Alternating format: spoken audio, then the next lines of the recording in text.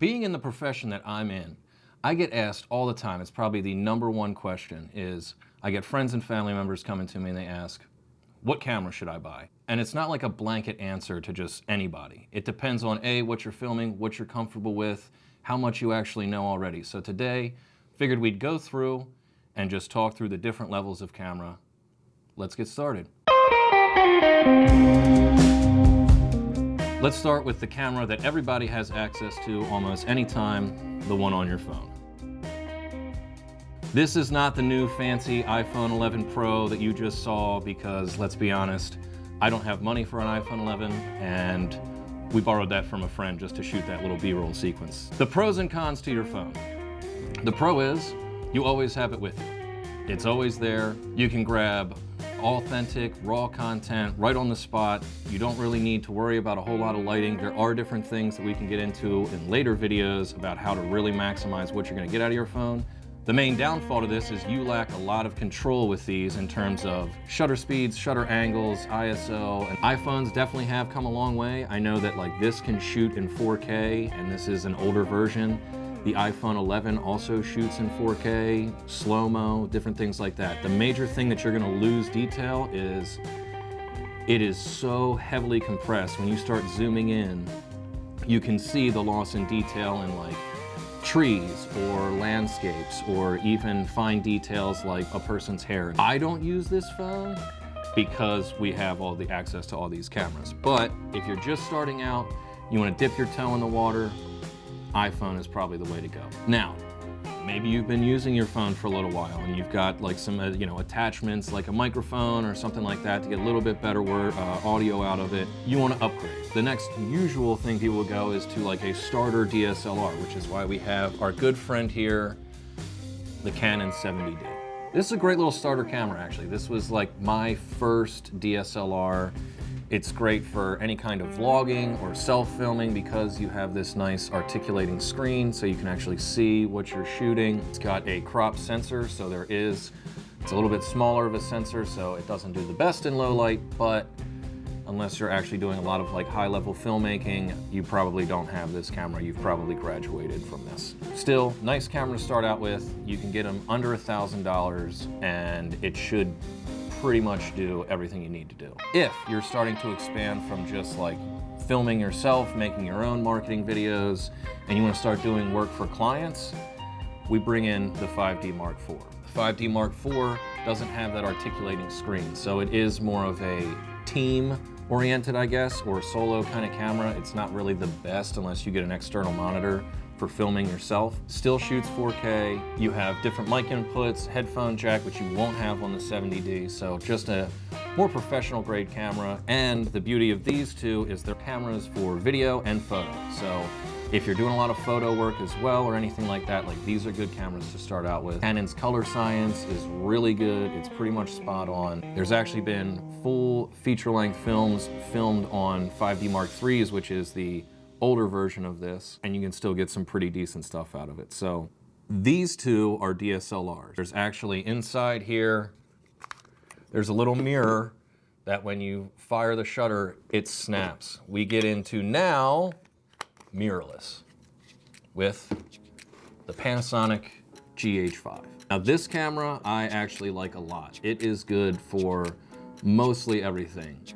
It's got, again, articulating screen, so you can do some vlogging kind of stuff, film yourself.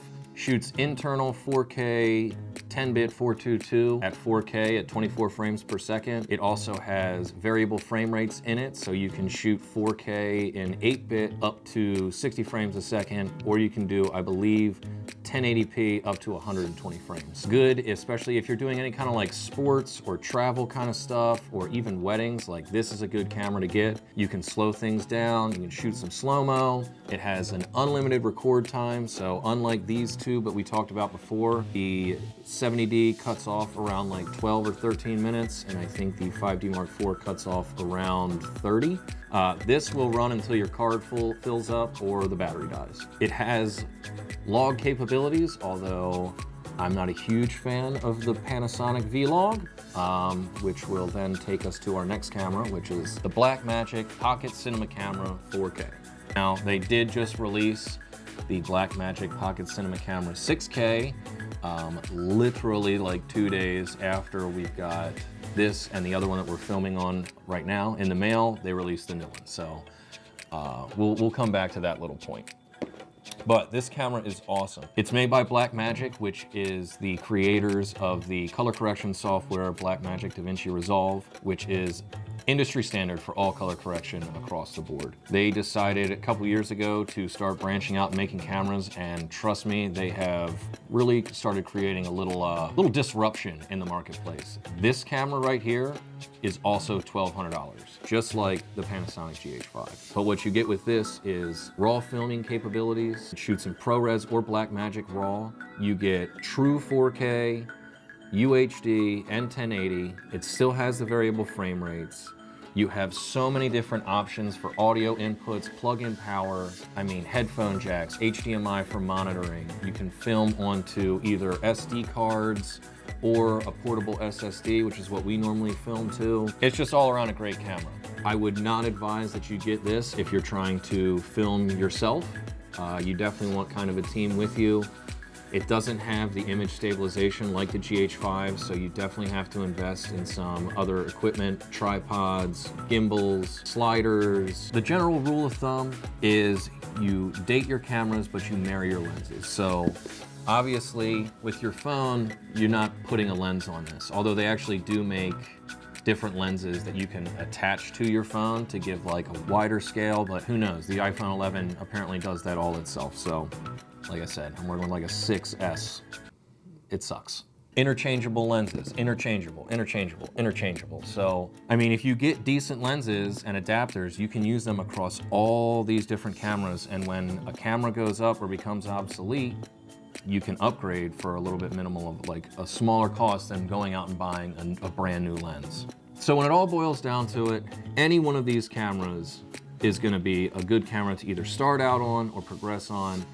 If you're like heavy into film and you've got an extra $25,000 to $30,000 to drop on a Red or an ARRI, like go for it, please do. And then let me know, because I want to come over and play with that sucker as well, because I have not, and they're awesome. So, hope you found this video helpful. Any questions, leave them in the comments below. We'll put links to all these different cameras to the B&H website. You can go check them out, compare them, review them for yourself, and just see what fits best for you. It really comes down to, once again, like your level of comfortability and knowledge, what you're filming. There is no one-size-fits-all camera for anybody to just go out and buy and be able to do anything. If you found the video helpful, don't forget to click on that bell to receive notifications when we release new videos. Subscribe, comment, share, like it. If not, stop watching.